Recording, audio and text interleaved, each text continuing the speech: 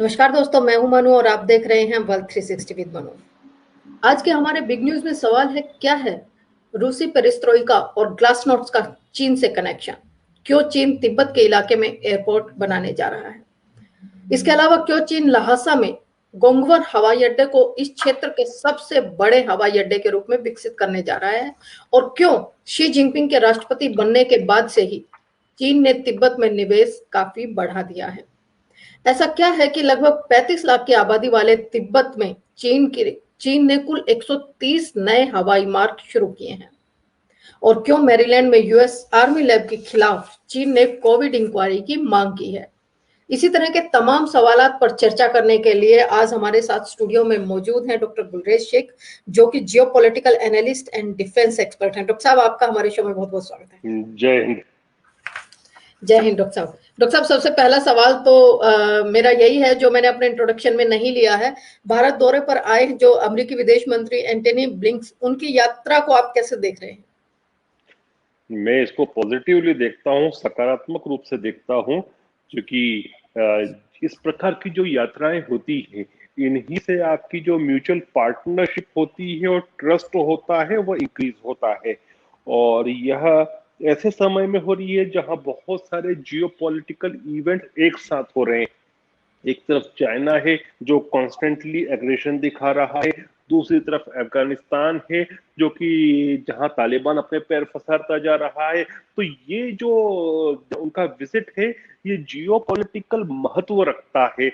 और definitely India अपनी बातें उनके सामने रखेगा कि हम किस दृष्टिकोण से चीजों को देखते हैं, वो हमसे क्या अपेक्षा रखते हैं। तो अब चूंकि इंडिया और अमेरिका का जो संबंध है वो एक पार्टनर वाला संबंध है, मैं अभी भी अलायंस शब्द का यूज नहीं कर रहा हूँ, बार बार मैं वापस यूज कर रहा हूँ, पार्टनर वाला संबंध है। तो जब पार्टनर्स बात करते हैं तो भी पार्टनरशिप ग्रो होती है।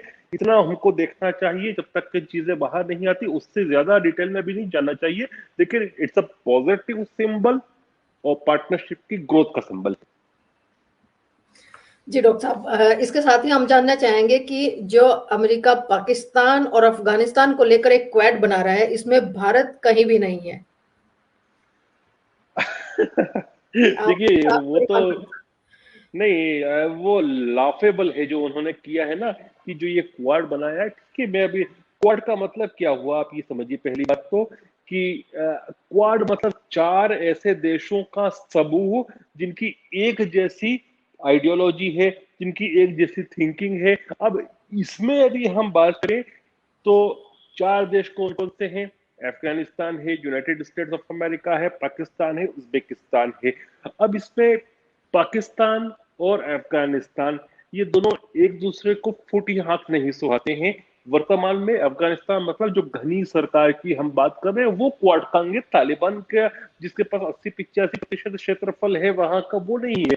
जिसके पास 15-20% है और जिसको अंतरराष्ट्रीय समुदाय एक लेजिटिमेट गवर्नमेंट के रूप में आज के समय देखता है, वह उसका अंग है। तो पाकिस्तान के राष्ट्रपति, पाकिस्तान के प्रधानमंत्री और अफगानिस्तान के राष्ट्रपति क्या एक चेयर पर भी, एक टेबल पर भी बैठ सकते हैं, जहां एक दूसरे को वो सीधे सीधे आक्षेप लगाते हैं? और मुझे नहीं लगता कि गनी साहब गलत आक्षेप लगा रहे हो, आक्षेप नहीं, वो सच्चाई है कि पाकिस्तान की तरफ से वहां तालिबान को एंटर किया जा रहा है।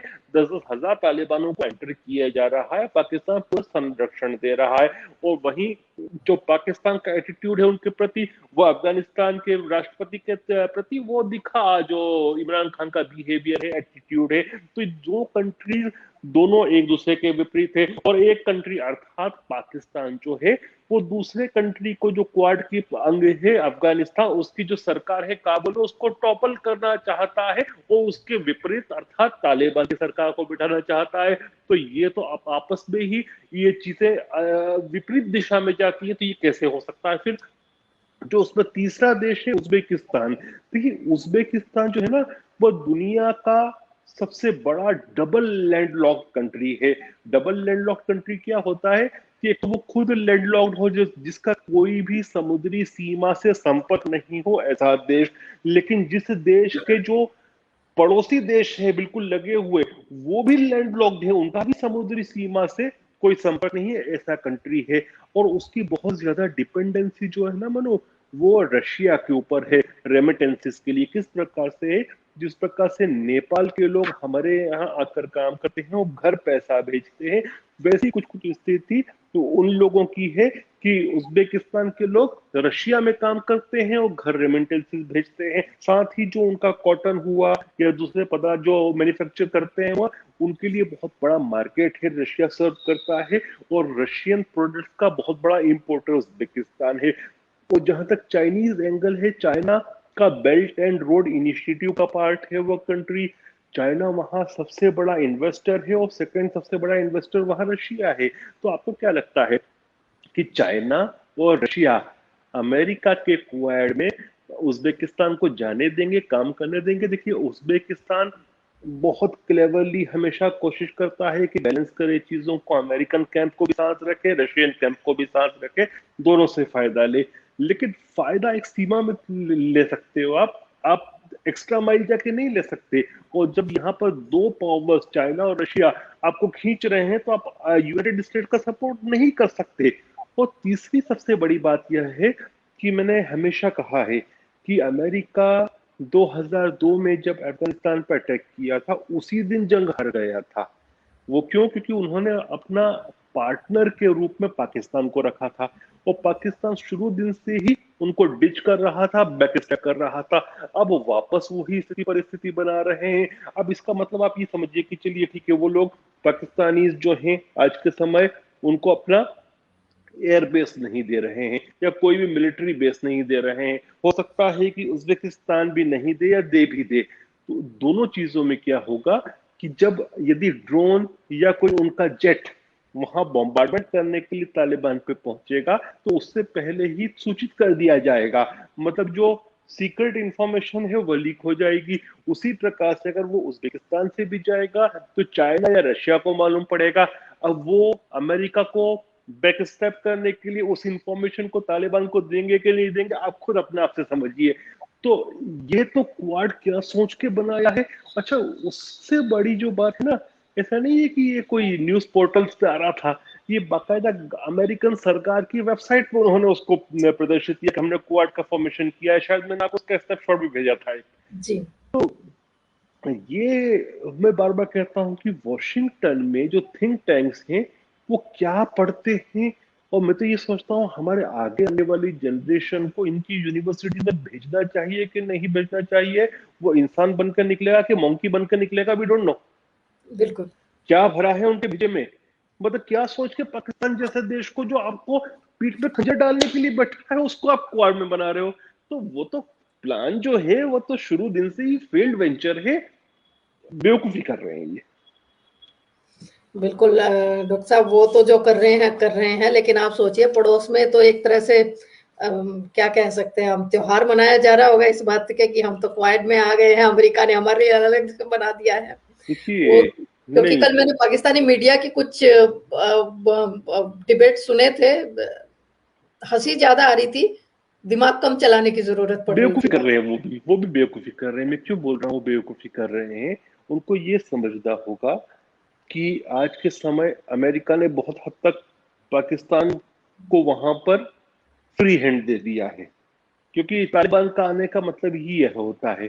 अब इससे क्या होगा कि कहीं पर भी दुनिया भर में टेरर एक्टिविटी होती है और उसका सोर्स अगर अफगानिस्तान से निकलता है तो डेफिनेटली फिर दुनिया वापस से जो सैंक्शन करेगी, जो परेशान करेगी, जो प्रेशर डालेगी, जो थू थू करेगी वो पाकिस्तान के ऊपर करेगी।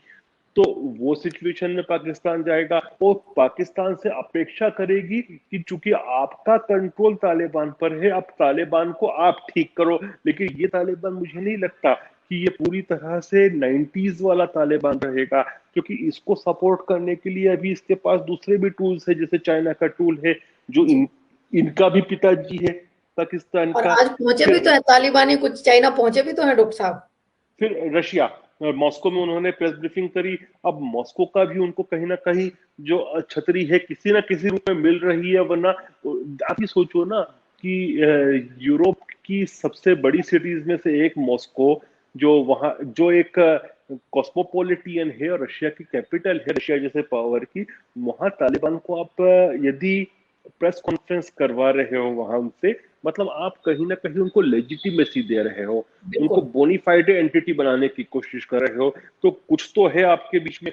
और शायद यही बात है कि जो बार बार अमेरिका कहता है कि जो उनकी एक एजेंसी है, I am just forgetting the name, what is the name of that agency, जो सीआईए, नहीं, इंटरपोल, रशियन एजेंसी है विच इज नॉन केबीजी। State actor. नो, इट्स अच्छा।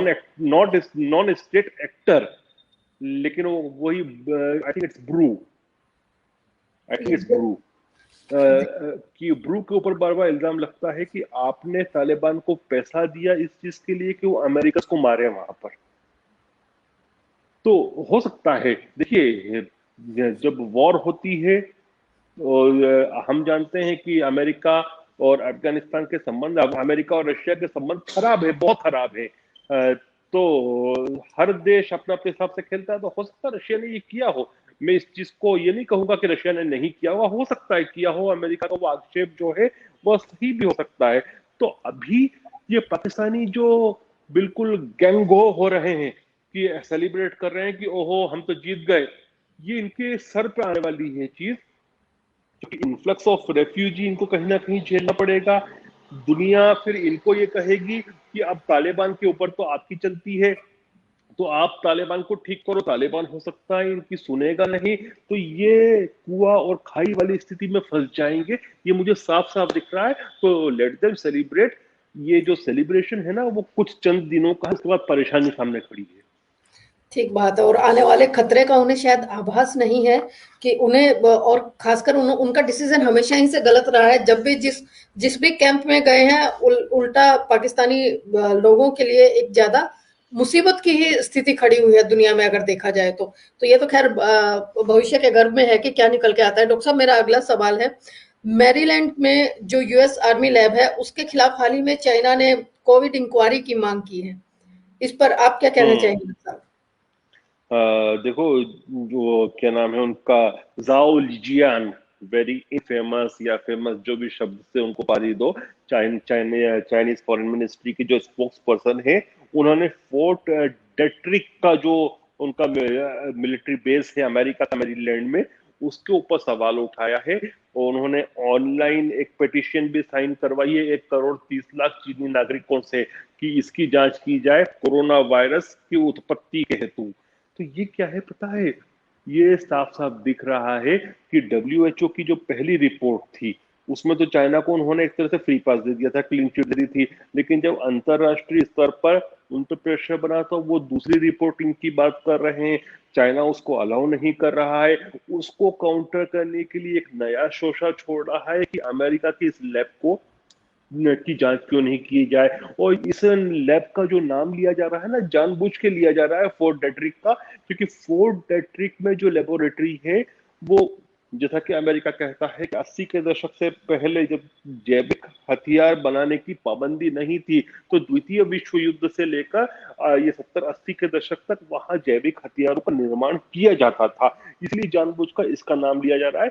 लेकिन सब जानते हैं, दुनिया जानती है कि कोविड-19 की जो उत्पत्ति हुई है वो चीन से हुई है। और मुझे ये बताओ ना मनु, कि यदि चीन सच्चा है कि उन्होंने उत्पत्ति नहीं की है, तो बोल दे कि ये हमारा वुहान इंस्टीट्यूट ऑफ वायरोलॉजी है, आप आकर चेक करो, दूध का दूध पानी का पानी हो जाएगा। लेकिन चाइना कुछ छुपा रहा है। इससे इस बात को, इस आशंका को और बल मिलता है, बलवती होती है कि चाइना ने जैविक हथियार के रूप में कोरोना वायरस को डेवलप किया। क्योंकि उस समय पहले जो द ऑस्ट्रेलियन था, ऑस्ट्रेलिया का कौन सा न्यूज़पेपर था जिसमें लीक्स आए थे कि कई सालों पहले से ये जो चाइनीज मिलिट्री साइंटिस्ट थे, वो इस विषय पर चर्चा करते थे अपनी बैठकों में कि कोरोना वायरस का वेपनाइजेशन किया जा सकता है। तो अब ये जो धारणा है ना, और बलवती होती है जब चाइना इस प्रकार की बात करता है कि क्या छुपा रहे हो आप, यदि आप सच्चे हो तो आप वहां पर क्यों नहीं टीम को आने देते। और दूसरी बात ये सोचिए ना, कि चलिए 1 मिनट के लिए हम सोच लें कि ये नेचुरल है, मानव निर्मित नहीं है, तो भी उसकी जांच होना जरूरी है कि किस प्रकार से फैलाव, किस प्रकार से उत्पत्ति हुई, ताकि आगे कोई पेंडेमिक आता है तो उससे लड़ने में मानव जाति को सहयोग मिले, सहायता मिले। लेकिन चीन वो भी नहीं चाहता। इससे ये लगता है कि इसको इन्होंने हो सकता है कि डेवलप किया हो एक जैविक हथियार के रूप में। मैं ये नहीं कहता कि इन्होंने उसको लीक किया, हो सकता है ये गलती से लीक हो गया हो, लेकिन अब चाइना को छुपा रहा है। यह जो धारणा है मेरी भी और बलवती होती जा रही इस प्रकार की बातों से। बिल्कुल, ये बात तो खैर पूरी दुनिया इस चीज़ को महसूस कर रही है और पिछले 1.5 साल से महसूस कर रही है डॉक्टर साहब कि डब्ल्यूएचओ जब भी कोई इंक्वायरी या कोई इस तरह का वो करता है तो चाइना की तरफ से ना तो सपोर्ट मिलता है और डब्ल्यूएचओ भी दुनिया को दिखाने के लिए कर रहा है, हकीकत में वो भी नहीं चाहता कि इस तरह की नहीं, कोई डॉक्टर इंक्वायरी। टेड्रोस जो है ना, आप समझो, जी, देखो जी, डॉक्टर टेड्रोस ने एक जो एंडेमिक था जो उनके देश में हुआ था, उसको उन्होंने छुपाया था जब वो वहां के हेल्थ मिनिस्टर थे। फिर डॉक्टर टेड्रोस का एक और भी पक्ष है कि वो चीन के सहयोग से, चीन की मदद से ही वह जनरल सेक्रेटरी बने थे डब्ल्यूएचओ के। तो इसीलिए कहीं ना कहीं वो चीन को एक ढाल देने का काम करते हैं। और शुरू से आप देखिए ना, उन्होंने पहले डब्ल्यूएचओ ने क्या कहा कि नहीं, ये human to human infection cause नहीं करता है। फिर उन्होंने यहाँ तक कि जो फ्लाइट्स रोके जा रहा थी वुहान में, उसको भी उन्होंने विरोध किया। और अंततः 15-20 दिन 25 दिन के बाद उन्होंने इस चीज को एक्सेप्ट किया कि नहीं, ये तो जो है वो मानव से मानव को संक्रमित करता है। तो definitely they are hand in glove. Doctor Tedros जो है वो हैंड इन ग्लोव है, और इथोपियन है, वो इथोपिया के फॉरेन मिनिस्टर रहे, हेल्थ मिनिस्टर रहे। और वहां पर जब एक एपिडेमिक आया था, एंडेमिक आया था, तो उसको उन्होंने बिल्कुल जिसको कहते हैं अंडर द कारपेट डालने का काम किया था। बिल्कुल। और उसके बावजूद उन्हें अंतर्राष्ट्रीय मंच पर बिठाया गया जहां और भी ज्यादा जिम्मेदारी से उन्हें काम करना चाहिए था, जिसमें अब मीडिया रिपोर्ट के हिसाब से कह चाइना लीजिए ने या बिठाया वो। जी, तो वो एक तरह से फेल्यूर ही साबित हुए। उसके बावजूद अक्सर सब कह रहे हैं कि चाइना के खिलाफ इंक्वायरी करो। लगता है डॉक्टर मिन के खिलाफ भी पहले एक बार एक इंक्वायरी जरूर करनी चाहिए। डॉक्टर साहब, मेरा अगला सवाल है कि चीन की मानसिकता को समझने के लिए क्या पहले ये समझना जरूरी है जो रूसी पेरेस्ट्रोइका और ग्लासनोस्ट, इसका क्या कनेक्शन है चाइना के साथ, और क्या वो इसी जो 1980 के दशक में रशिया जिस तरह से बदलाव ले रहा था उसी को फॉलो करते हुए चाइना इस स्थिति तक पहुंचा है? देखो मनु, उसको आपको समझना हो ना, तो हमको दोनों चीजों को लोक भाषा में, सामान्य भाषा में समझना होगा। पेरिस्टोइका और ग्लासनोस्ट क्या था। पेरिस्टोइका बेसिकली उसका जो लक्ष्य था ना, वो इकोनॉमिक रिफॉर्म्स और इकोनॉमिक ओपननेस था यूएसएसआर में, जहां सब कुछ सोशलाइजेशन के गार्बेज से कवर कर रखा था उन्होंने। और यहाँ तक ये स्थिति थी कि फाइनेंस मिनिस्टर को नहीं मालूम होता था कि कितनी आवक हो रही है, कितनी जावक हो रही है, इसलिए वो बड़बड़ा के सिस्टम गिरा था। और ग्लासगोस की बात है तो वो बेसिकली ओपननेस इन सोसाइटी। अब आपको उसको अलग अलग नाम दे सकते हो, फ्रीडम ऑफ स्पीच दे सकते हो, फ्रीडम ऑफ प्रेस दे सकते हो, फ्रीडम टू ट्रेवल, क्योंकि वहां ट्रेवल भी बैन था, ये सब चीजें, फ्रीडम ऑफ इंटरनेट आज की तारीख में उसको दे सकते हो, फ्रीडम ऑफ लिटरेचर उस जमाने में भी उसको रख सकते थे, फ्रीडम ऑफ प्रेस तो डेफिनेटली है ही सही। तो ये सबको ग्लासनोस्ट में आता है। अब गर्बाचेव ने जब ये दोनों पॉलिसीज रखी थी, उस समय डेन शाओपिंग थे चाइना में। डेन शाओपिंग ने बहुत चतुराई से पेरिस्टोइका को तो फॉलो किया, और ज्यादा प्रभावशाली रूप से फॉलो किया, लेकिन ग्लासनोस्ट को नहीं किया उन्होंने, क्योंकि उसकी वजह से उनको लगता था कि चीन में जो वन पार्टी सिस्टम है वह कोलैप्स हो जाएगा और अल्टीमेटली इनका कम्युनिस्ट शासन खत्म हो जाएगा चीन से। लेकिन पेरेस्ट्रोइका करके उन्होंने चीन को आज का चीन बनाने में सहयोग किया, कि आज दुनिया की सबसे बड़ी दूसरे नंबर की अर्थव्यवस्था है और पहले नंबर की तरफ बढ़ती जा रही है। तो वो हुआ था पेरेस्ट्रोइका के कारण। लेकिन अब ये समझो आप इसमें कि हमने बहुत सारे देशों को देखा है कि जो मिडिल इनकम ट्रैप में फंस जाती है जो कंट्रीज, और उनको आगे प्रोग्रेस करना जब भी होता है ना, तो फिर उनको जिसको कहते हैं क्लास उसको करना ही पड़ता है, ओपननेस लानी ही पड़ती है। मैं कुछ उदाहरण दूंगा आपको। बहुत सारे लोग भूल जाते हैं मनु कि 1979 से पहले जो साउथ कोरिया था वो नॉर्थ कोरिया से पीछे था, और north Korea was a very industrialised country 1978 तक, और वो जस्ट नेक्स्ट टू जापान उसकी पर कैपिटा इनकम थी एशिया में। तो वो इतनी बड़ी अर्थव्यवस्था थी, it was a very successful state as compared to South Korea. लेकिन जब धीरे धीरे वहां इंडस्ट्रियलाइजेशन हुआ और 1979 में साउथ कोरिया ने नॉर्थ को टेक ओवर कर लिया, उसके बाद उनको लगा कि अब जब इनकम बढ़ती जानी है, लोगों को और प्रोग्रेसिव बनाना है, प्रोग्रेस करनी है, तो हमको ओपननेस लानी पड़ेगी। इसलिए जो डिक्टेटोरियल रेजिम था, साउथ कोरिया में भी डिक्टेटोरियल टाइप का ही रेजिम था, वो धीरे धीरे डेमोक्रेसी की तरफ बढ़ता गया। यही स्थिति हुई थी सिंगापुर के साथ, यही स्थिति हुई थी ताइवान के साथ। देखिए चांग काई शेक जो थे, वो चाहे कम्युनिस्ट नहीं थे, लेकिन he was a total dictatorial. Taiwan के अंदर जो कॉमिंटर्न की गवर्नमेंट थी, वो भी पूरी डिक्टेटोरियल गवर्नमेंट थी। देखिए जैसे जैसे चीन, जैसे ताइवान ने वो मिडिल इनकम ट्रैप से बाहर निकलना था उसको, तो उन्होंने अपने आप को रिलैक्स करना शुरू किया, ओपननेस करना शुरू की। अब डेंग शाओपिंग ने पेरिस्ट्रोइका तो किया, लेकिन जो लाखों को रोक के बैठे थे वह, अब चीन उस स्थिति पर आ गया है कि मिडिल इनकम कंट्री बन चुका है, उस ट्रैप में आ चुका है। अब उस ट्रैप से यदि उसको निकलना है तो उसको फिर ओपननेस करनी होगी, मतलब तो करना होगा। लेकिन क्या आपको लगता है कि शी जिनपिंग और जो चाइनीज कम्युनिस्ट पार्टी है उस चीज के लिए रेडी है? नहीं रेडी है। तो यही सबसे बड़ा दुर्भाग्य बनता हुआ दिख रहा है मुझे चाइना का, कि चाइना मिडिल इनकम कंट्री के ट्रैप में फंस गया है, उनकी सोसाइटी फंस चुकी है। और शी जिनपिंग को मैं ये कहूंगा कि वो जिस प्रकार से ब्रिजनेव थे ना, ब्रिजनेव को आप उठा के देखो तो ब्रिजनेव के समय से ही सोवियत संघ का डाउनफॉल शुरू हुआ, क्योंकि उन्होंने क्या किया था कि अपनी सीमाओं का बहुत विस्तार तेजी से करना शुरू कर दिया था, बहुत ज्यादा खर्च करना शुरू कर दिया था, मतलब रेवेन्यू से ज्यादा, इनकम से ज्यादा एक्सपेंडिचर शुरू हुआ था। आप उसी परिप्रेक्ष्य में देखिए शी जिनपिंग के चाइना को, चाहे वो बेल्ट एंड रोड इनिशिएटिव हो, जिस प्रकार से पैसा कंज्यूम कर रहा है उसका वापस रिटर्न नहीं आ रहे हैं, मल्टीपल फ्रंट्स खोलते जा रहे हैं। तो ये अभी ब्रिजनेव का दौर चल रहा है।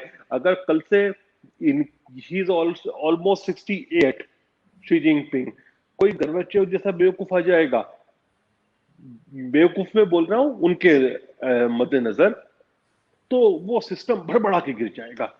तो पेरिस्ट्रोइका के साथ ग्लासनोव जरूरी है, लेकिन उसमें एक समय की जो अवधि होना चाहिए थी, वो गर्बाचेव ने समय अवधि नहीं की।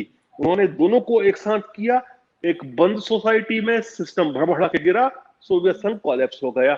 जिन देशों ने, चाहे छोटे एग्जांपल है साउथ कोरिया का, ताइवान का, सिंगापुर का, जिन्होंने पेरिस्ट्रोइका किया और कुछ समय देने के बाद ग्लासनोव किया, वो फायदे में रहे हैं। चीन ने भी पेरिस्ट्रोइका उसी समय किया, नाम अलग अलग दे दो, लिबरलाइजेशन दे दो, प्राइवेटाइजेशन दे दो, चीज वही है। लेकिन अब वो ग्लासनोव करने का जब उसके पास समय है, वो नहीं करेंगे, क्योंकि डिक्टेटोरियल रेजिम है, शी जिनपिंग में सब चीजें हैं, सिवाय एक वो डेमोक्रेसी वाली हड्डी जो होना चाहिए वो नहीं है, ओपननेस की हड्डी नहीं है। तो उसकी वजह से वो मिडिल इनकम ट्रैप में फंस चुके हैं। और आई एम जस्ट वेटिंग कि let this modern Brezhnev of China, that is Xi Jinping, pass, and I'm waiting for Gorbachev of China. ये आपने इतना शानदार, जो जितने शानदार तरीके से ये समझाया है डॉक्टर साहब, ये जनता को समझना बहुत जरूरी है कि पेरेस्ट्रोइका या ग्लेस्नोस्ट का जो एक कॉम्बिनेशन है, उस कॉम्बिनेशन में आपको जो टाइम पीरियड का जो एक फेज लेके चलना होगा, अगर आप उसको पैरेलली नहीं लेंगे और आंख बंद करके आप दोनों को इकट्ठा करते हैं या एक को लेते हैं दूसरे की तरफ ध्यान ही नहीं देते हैं, तो जो एक सस्पेंस की एक जो सिचुएशन है, सस्पेंस कह लीजिए या भ्रम की जो स्थिति है, वो जनता उसमें परेशान हो जाती है, जनता को नहीं समझ आता है। तो शायद आने वाले वक्त बताएगा कि चाइना किस दौर में जाएगा। डॉक्टर साहब, मैंने प्रोग्राम की शुरुआत में ही जो जिक्र किया था कि क्या रीजन है कि तिब्बत के सराउंडिंग और तिब्बत में जो एयरबेस जिस तरह से चाइना खोलता जा रहा है, और जो सबसे बड़ा हवाई अड्डा जो गोंगुर हवाई अड्डे को बनाने की कोशिश वो डेवलप कर रहा है, महज 35 लाख की आबादी वाले एरिया पर, इस तरह से जब वो नेटवर्क डेवलप करता जा रहा है, रेलवे ट्रैक भी उसने बिल्ड कर लिया है, रोड एरियाज को भी डेवलप करता जा रहा है, अचानक तिब्बत की तरफ जो ये प्यार उमड़ा है, अभी पिछले दिनों शी जिनपिंग होके भी गए हैं और अमेरिका के एक सांसद हैं, उन्होंने इसका जिक्र भी किया कि उनका तिब्बत में विजिट करना भारत के लिए खतरे की घंटी है। आप इसको किस तरह से देखते हैं डॉक्टर साहब?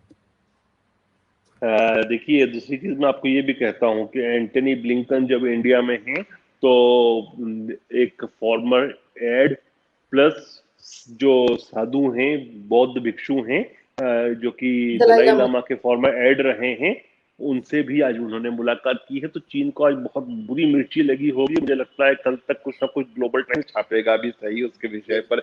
एनीवे, देखिए ये डेफिनेटली स्ट्रेटेजिक है, क्योंकि Tibet is not a great economy, बहुत छोटा सा स्पार्सली पॉपुलेटेड है, उसकी इकोनॉमिक एक्टिविटी ऐसी कुछ है नहीं। चाइना के ईस्टर्न कोस्ट से बहुत दूर है जहां पे इकोनॉमिक एक्टिविटीज होती हैं। तो उस सारे परिप्रेक्ष्य में यदि आप देखोगे चीजों को, तो ये 100% मिलिटराइजेशन ऑफ तिब्बत है। और दो ही चीजें हैं, एक तो उनका शिनजियांग जो है, जो उनकी डॉक्ट्रिन कहती है, जो 4 या 5 जगहों पे कहती है, उनके मिलिट्री डॉक्ट्रिन पीएलए की 5 जगह कहती है। एक कहती है ताइवान के लिए, दूसरा Xinjiang, Tibet, South China Sea, and there is one more thing जिसके लिए they can go for a war. तो एक तो शिनजियांग के लिए, क्योंकि शिनजियांग कभी भी कुछ भी होगा चीन में, जब भी समस्या होगी, सबसे पहले शिनजियांग और सेकंड तिब्बत, उनसे आजाद होने की कोशिश करेंगे। दूसरा, डेफिनेटली वो इंडिया के खिलाफ भी है। इसीलिए आप देखिए कि भारत भी अपनी सीमा में लगातार मिलिटराइजेशन करता जा रहा है। प्रतिदिन के हिसाब से आप देखिए कि सैनिक बढ़ते जा रहे हैं। रोज आप देखिएगा कि जो हमारी चीन से सटी सीमा है उसका मिलिटराइजेशन बहुत फास्ट हो रहा है, इंफ्रास्ट्रक्चर भी डेवलप हो रहा है, वेपनरीज भी डिप्लॉय हो रही हैं, स्क्वाड्रंस भी लगाए जा रहे हैं, और सैन्य शक्ति भी लगाई जा रही है। मुझे तो, कुछ लोग जो सैटेलाइट इमेजेस को ऑब्जर्व करते हैं, उनका तो ये भी कहना है कि चाइना उसके क्षेत्र में, खुद की टेरिटरी में 200-200 किलोमीटर की दूरी पर हेलीपैड्स का निर्माण कर रहा है। हेलीपैड का निर्माण क्यों होता है, आप इसको समझिए। चूंकि हेलीकॉप्टर का जो परफॉर्मेंस होता है ना मनो, जब हायर एल्टीट्यूड होता है तो वहां ड्रास्टिकली कम हो जाता है। एग्जांपल दूं, जैसे 600 किलोमीटर तक तो वो ट्रेवल कर सकता है। तो चूंकि हायर एल्टीट्यूड में ऑक्सीजन कम होती है और इंटरनल कंजम्पशन कंबशन इंजन होता है, तो वो उसका जो आउटपुट होता है वो कम होता है। तो उसके फॉर एग्जांपल वो 250 किलोमीटर ही ट्रेवल कर पाएगा। इसलिए 200-200 किलोमीटर की दूरी पर उन्होंने हेलीपैड बना रहे हैं।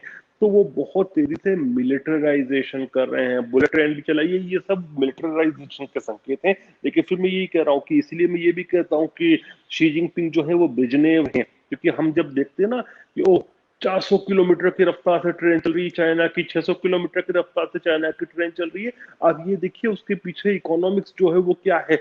चाइनीज ट्रेन जो है वो बहुत लॉस मेकिंग इंडस्ट्री है। तो they are pouring money, ultimately they will be doomed. लेकिन वो कर रहे हैं हमारे लिए, हम सतर्क हैं, हम भी कर रहे हैं, अपनी सेफ्टी करिए। डॉक्टर साहब, ऐसी स्थिति अगर कल को आती है कि चाइना के साथ एक वार छिड़ जाती है, आप विपक्ष से क्या उम्मीद करते हैं, जो लगातार सरकार को घेरने में लगी हुई है, सपोर्ट ही नहीं कर पा रही है, खासकर जब एलओसी की तरफ से हमें डिस्टरबेंस आ रहा है? आपको क्या लगता है, देश बॉर्डर पे तो शायद चाइना को भारतीय सेना संभाल ले, लेकिन ये अंदर में जो सपोर्टर्स हैं उनका क्या सोल्यूशन है डॉक्टर साहब? इनका सॉल्यूशन तो जनता लगातार कर रही है ना, हर लोकसभा चुनाव में कर रही है, इस बार वो कर देगी। ये सॉल्यूशन है इनका। लोकतंत्र में जो बैरक होता है वही सॉल्यूशन होता है। एंड फॉर्चुनेटली जनता जो है आज के समय में पहले से कई गुना अधिक परिपक्व है, पॉलिटिकली भी, स्ट्रेटेजिकली भी। तो इनका इलाज करती है और करती जाएगी, निश्चिंत रहो उसके लिए। चलिए डॉक्टर साहब, मेरा आखिरी सवाल है, ट्यूनीशिया में संसद भंग कर दी गई है, लोकतंत्र की क्या स्थिति रहेगी वहां पर? 10 साल पहले जब अरब स्प्रिंग आई थी ना, तो ट्यूनीशिया को देखा जा रहा था कि एक आइडियल अरब डेमोक्रेसी के रूप में उभर सकता है। वैसे भी ट्यूनीशिया को आप देखो तो उसने बहुत कम समय में, शायद 56 या 57, आई थिंक इट वाज 56, जब वो फ्रेंच से उनको आज़ादी मिली, उसके बाद उन्होंने काफी हद तक अपना इकोनॉमिक डेवलपमेंट किया। और वो मॉडर्न लुकिंग कंट्री है, वो बहुत ज्यादा कंजर्वेटिव सोसाइटी नहीं है। लेकिन अनफॉर्चुनेटली ट्यूनीशिया के साथ ये रहा है कि इतने सालों तक भी, लास्ट भी जो अरब स्प्रिंग से पहले, क्या नाम था, I am forgetting his name, Ali और something, I am just forgetting his name, जो प्रेसिडेंट थे वो भी दशकों से थे, शायद 5 दशक के आसपास से थे, उनको हटाया गया। तो ट्यूनीशिया बहुत ऑर्थोडॉक्स नहीं है, मॉडर्न आउटलुक वाली कंट्री है, फाइनेंशियली भी ठीक कर रही थी परफॉर्म, लेकिन अनफॉर्चुनेटली डिक्टेटोरियल रेजिम्स वहां पर हमेशा काबिज रही हैं। और अरब स्प्रिंग की इजाद भी वहीं से हुई थी, और फिर आसपास में इजिप्ट के हुस्नी मुबारक को भी रिमूव हुए, दूसरे लोग दूसरे देशों में भी फैला वो। लेकिन कोविड की वजह से स्पेशली देखिए दो चीजें वहां पर हुई। एक तो उन्होंने शुरू से मल्टी पार्टी सिस्टम था, तो मल्टी पार्टी सिस्टम में पिछले 10 साल में जितनी भी सरकारें बनी ना वहां पर, वो सब, ये कोई भी सरकार बहुमत के साथ नहीं थी, तो सरकारें कमजोर बनती रहीं। और वहां पर प्रधानमंत्री भी इलेक्टेड होते हैं और राष्ट्रपति भी इलेक्टेड होते हैं। डे टू डे का फंक्शनिंग जो होती है वो प्रधानमंत्री का कार्य होता है, और कुछ स्पेशल पावर्स प्रेसिडेंट के पास होते हैं। तो अभी जिसको माना जा रहा है कि ये प्रेसिडेंशियल कूप हुई है, जो कि लोग जो थे कोविड-19 की वजह से जो इकोनॉमी चरमराई, देखिए Tunisia is known for very good beaches, वहां एक पुरानी सिविलाइजेशन थी, तो ऐतिहासिक स्थल भी हैं जहां पर लोग आते हैं, तो टूरिज्म को बहुत भारी डेट लगा, तो इकोनॉमी इज इन शैम्बल्स। फिर कोरोना वायरस का भी इम्पैक्ट बहुत खराब हुआ, लगभग शायद 7% या 8% की जो आवाम है वो वैक्सीनेटेड, बाकी को वैक्सीन नहीं मिला है। और जब लोगों ने इन चीजों के ऊपर आवाज उठाई, तो वहां के प्रधानमंत्री ने कोई डेट डिसाइड कर दिया कि इस तारीख से सभी एडल्ट्स को लगेगा वैक्सीन, ना केवल बूढ़ों को लगेगा। जब लोग वहां पर पहुंचे तो वैक्सीन की उपलब्धि नहीं थी, इकोनॉमी ऑलरेडी मेस में थी, तो लोगों ने जब थोड़ा प्रदर्शन करना शुरू किया, तो प्रधानमंत्री ने क्या किया, वहां के जो हेल्थ मिनिस्टर थे उनको हटा दिया। अब ये हेल्थ मिनिस्टर जो थे ये पॉलिटिकली काफी करीब थे वहां के राष्ट्रपति के, तो राष्ट्रपति ने प्रधानमंत्री को बर्खास्त कर दिया, और 30 दिन के लिए संसद को भी उन्होंने सस्पेंड कर दिया। अब प्रधानमंत्री को बर्खास्त करना एक चीज है, संसद दूसरे व्यक्ति को भी प्रधानमंत्री चूज कर सकती थी, लेकिन उन्होंने संसद को भी बर्खास्त किया है। उन्होंने कहा है कि शायद और भी आगे करें कुछ दिनों के लिए, और अब जो भी प्रोटेस्ट करेगा उसको गोली मार दी जाएगी। तो इसको माना जा रहा है कि ये प्रेसिडेंशियल कूप है। तो मुझे लगता है कि democracy in Tunisia is in danger. हम उसको वॉच कर रहे हैं, अगली बार जो भी होगा हम जब बैठेंगे तो उस पर भी डिस्कस करेंगे। लेकिन अभी तो मुझे लग रहा है कि एक जो डेमोक्रेसी की किरण आई थी उस क्षेत्र विशेष में, जो कि अफ्रीका से भी लगा हुआ है, अरब से भी लगा हुआ है, वहां पर वो जो लॉ थी डेमोक्रेसी की वो मुझे बुझती भी दिख रही है।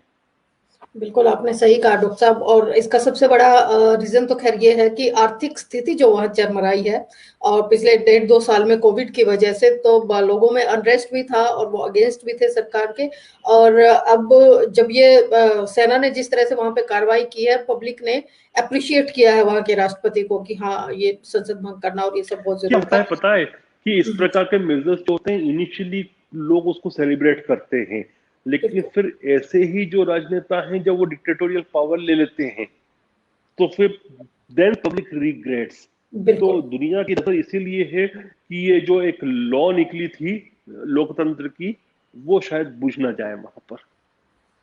जी देखिए, वो तो वक्त ही बताएगा कि वहां की स्थिति क्या होने वाली है अभी हाल ही में। डॉक्टर साहब आपका बहुत बहुत शुक्रिया आज हमें ज्वाइन करने के लिए, और बड़ा बेबाकी से जय हिंद। चाइना की स्थिति बताने के लिए कि एक्चुअल में क्या है, दुनिया को वो क्या दिखा रहा है और क्या हो सकता है आने वाले वक्त में। और अगर आपकी प्रेडिक्शन सही हुई और अगर इस कॉम्बिनेशन पे वो चरमरा जाते हैं, तो जो सुपर पावर बनने की तरफ जो अग्रसर चाइना है उसका क्या भविष्य होगा, वहां के लोगों की क्या स्थिति होगी, ये तो आने वाला वक्त ही बताएगा। बहुत बहुत शुक्रिया डॉक्टर साहब। जय हिंद। जय हिंद।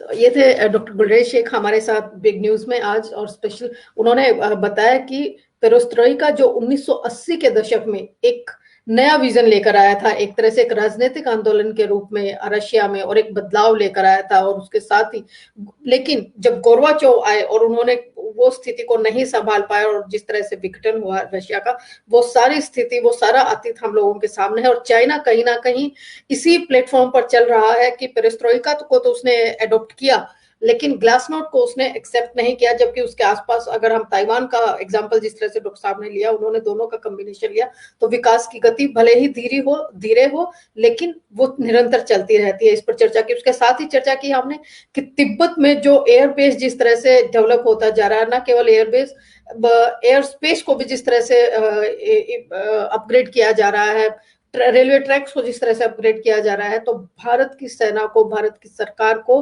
अपनी आई कंटिन्यूटी चाइना की तरफ लगाए रखनी चाहिए कि आने वाले वक्त में हो सकता है हमें उधर से कोई थ्रेट महसूस हो। उसके साथ ही मैं यहाँ अपने व्यूवर्स को समअप करने से पहले ये जरूर बताना चाहूंगी कि जिन इलाकों में एयरपोर्ट बनाए जा रहे हैं उनके नाम लुंजे काउंटी, टिंगरी काउंटी और बुरांग काउंटी हैं। और यहाँ पर एक बहुत बड़ा सवाल ये भी है कि क्यों चाइना इन क्षेत्रों में बनाने वाले एयरपोर्ट को 2025 से पहले ही हर हालत में पूरा करना चाहता है। और डॉक्टर साहब से जब हमने जिक्र किया तो जब बात की कि महज 35 लाख की आबादी और उसके बावजूद जब से शी जिनपिंग आए हैं चाइना में, तिब्बत में एक तरह से इन्वेस्टमेंट बढ़ता ही जा रहा है, जबकि वहां पे ना तो पॉपुलेशन है, ना रोजगार के बहुत ज्यादा ऑप्शंस हैं वहां पे। उसके बावजूद अगर इन्वेस्टमेंट हो रही है तो कुछ ना कुछ पर्दे के पीछे है जो अभी तक दुनिया के सामने नहीं आ पाया है। इसके साथ ही हमने बात की कि किस तरह से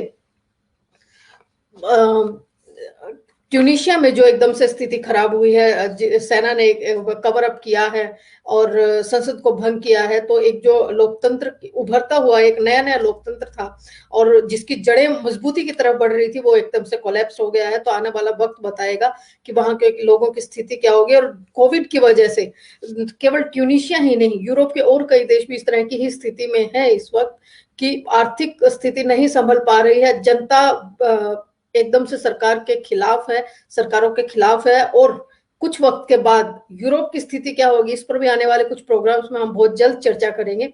तो आज वर्ल्ड 360 विद मनु में इतना ही। जल्द मुलाकात करते हैं नए सब्जेक्ट और नए गेस्ट के साथ। तब तक के लिए मुझे दीजिए इजाजत और आप बने रहिए हमारे साथ।